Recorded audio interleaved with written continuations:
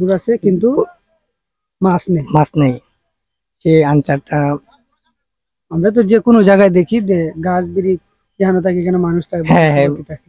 পুকুর তাহলে তো অবশ্যই মাছ থাকে, পুকুর তালতে অবশ্যই মাছ থাকে। কিন্তু মাছ নেই।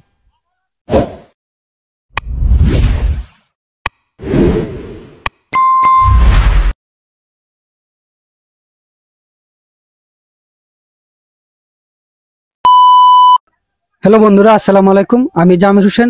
দেখতে পাচ্ছেন আমরা ইতিমধ্যে আরেকজনকে পেয়ে গেছি। আমরা তার কাছে যাব, তার সম্পর্কে জানবো এবং তার মেধা যাচাই করব। চলুন আমরা কথা না বাড়িয়ে তার কাছে চলে যাই সরাসরি। তো ভাই, আপনার নাম কি? মোহাম্মদ মুহাদ্দিস ইসলাম। আপনার বাসা কোথায়? আমার বাসা বানিয়াচং, হবিগঞ্জ। বানিয়াচং, হবিগঞ্জ। তা আপনি কাজ করেন কি? আমি মধ্যে মধ্যে জব করি, মাঝে মাঝে যেগুলো ভালো লাগে এগুলা কাজ করি। দাদা জিজ্ঞেস করব, আশা করি সেই দাদাটির সুন্দরভাবে উত্তর দিতে পারবেন আপনি। যে বলেন তো দেখি, এমন কোন জিনিস আছে যেখানে গাছ আছে, শহর আছে কিন্তু বাড়ি নেই, এরপরে পুকুর আছে, নদী আছে কিন্তু সেখানে কোনো মাছ নেই, সেটা কি?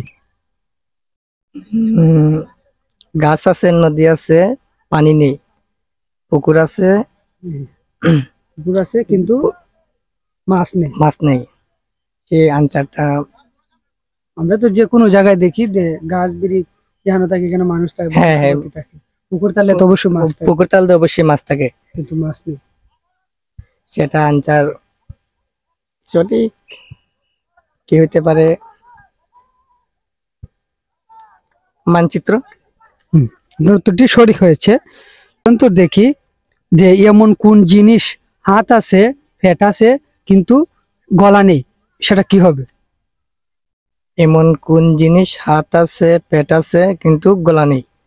আমরা তো সাধারণত দেখি সবকিছুর হাত পা, যদি হাত যদি থাকে, পেট যদি থাকে, গলা তো অবশ্যই থাকবে। যেমন ধরো আমরা মানুষ বা যে কোনো কিছুর হাত পা থাকে, পারলে কোনো কোনোটা 4-5টা হাত পা থাকে। হ্যাঁ অবশ্যই আছে, মানে মানুষের তো হাত পা, কল্লা সহ মানে ট্যাং সবই আছে, পেট আছে। কোন জিনিসের যেটার হাত পা আছে কিন্তু অনেক গলা নেই?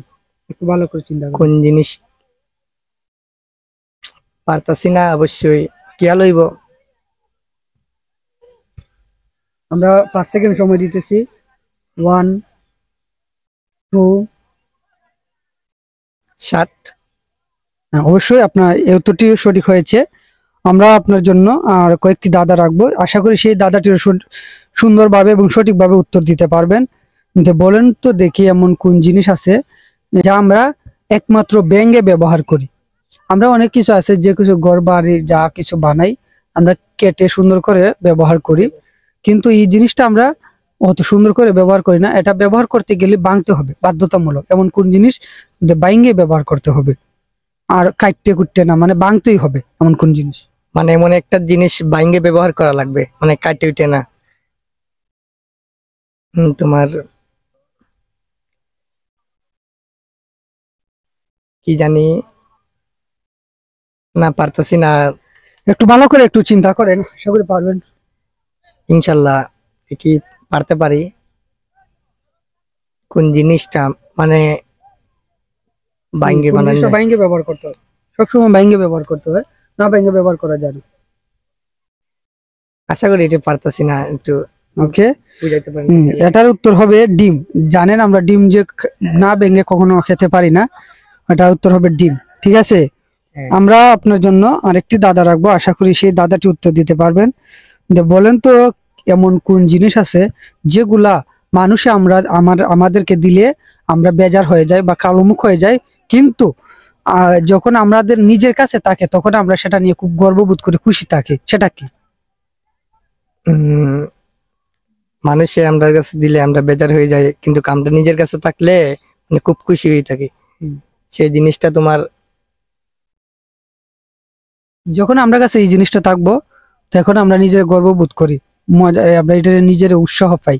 আর যখন মানুষ এটা আমরা দেয় তখন আমরা খুবই কষ্ট পাই। সেটা কি আমরা মানুষে দিলে আমরা কষ্ট পাই না।